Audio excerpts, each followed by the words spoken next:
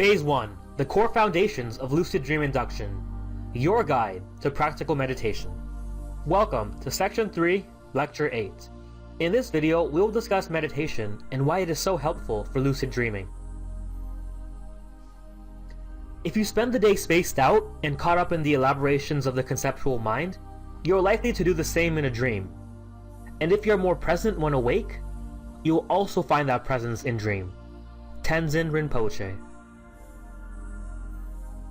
If you can't get out of your head and pay attention to the world around you when you're awake, how can you possibly do the same when you're dreaming? This self-awareness is essential to learning lucid dreaming.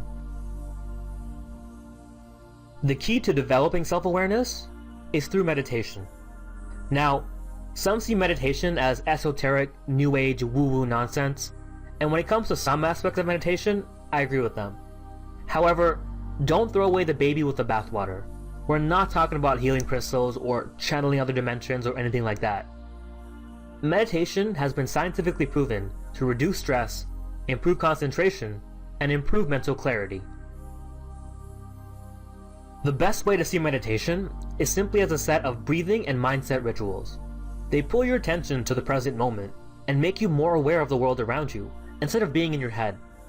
Later on, when I show you various lucid dreaming techniques, you will see that meditation is a very useful tool in keeping your mind focused when entering the dream state. The earliest experts of lucid dreaming were not scientists in the West, but Tibetan monks in the East. For thousands of years, they used the power of meditation to enter directly into their dreams. For these monks, lucid dreaming was seen as a vehicle for exploring consciousness. Here's a simple meditation you can try out. Go to a quiet place without any distractions, and sit on a chair with your back straight.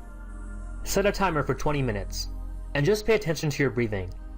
Pay attention to the air flowing in and out of your lungs and nostrils. If thoughts come to your mind, don't follow the thread of thinking.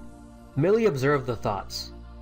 Don't judge yourself for not being able to focus, because if you haven't meditated before, you'll quickly notice how difficult it is to shut off your thoughts. That's okay. Don't get frustrated. Like anything else, it takes time to learn. 20 minutes may be too much for a beginner, so you may be more comfortable starting off with 5 minutes a day, and then slowly working your way up to 20 minutes. After doing meditation for several weeks, you'll notice a greater sense of calm and peace. You will stop constantly worrying about the past and projecting yourself into the future, and you'll be a lot more aware of the present moment. You'll learn to become more observant and less reactive to the world around you. This greater sense of self-awareness will carry over to your dream state, which will dramatically increase the chances of you having a lucid dream. I will now address some common problems that people have with meditation. The first one is, I can't stop thinking. My mind is too restless. Agitation causes your mind to be restless and jump from one thought to another. If you have an extremely agitated mind, it may not be helpful to jump into meditation right away. So, to prepare yourself, avoid too much mental activity before beginning meditation. This includes work-related tasks, or reading very emotionally charged content such as tabloids or political rants. Make sure to do some light stretching to relax the body, and maybe drink some soothing chamomile tea. Once you are a little bit more relaxed, then begin the meditation. Another common problem people have is that when they meditate, they feel very drowsy or tired. Unless you are actually tired, either from a lack of sleep or physical exhaustion, tiredness during meditation is usually due to a lack of concentration. If this is a problem for you, then I recommend using an object to focus on during meditation, or using a guided meditation app, or anything else that'll give your mind something to focus on, rather than drifting off to sleep.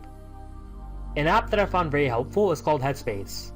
They offer short, guided meditation sessions you can do whenever you have some free time.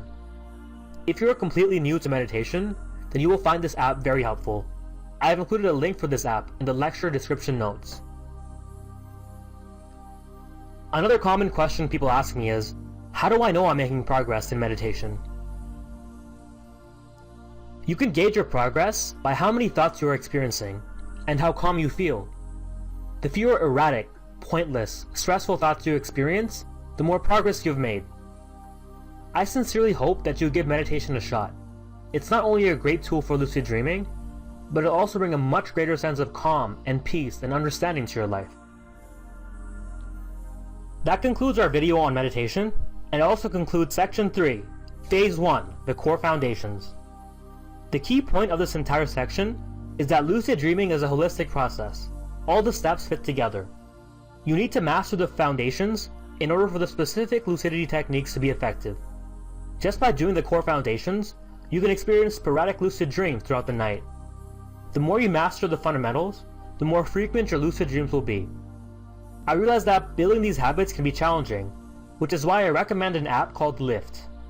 Lift is a habit-building app for Android and iOS, and it can help you build and maintain the right habits. I've included a link in the lecture description notes. In the next section, I will cover Phase 2, the most effective lucid dream evoking techniques. Before I forget to mention, you can download the summary PDF for Section 3. It can be found near the bottom of your main course dashboard in the Section 8 bonus PDF section.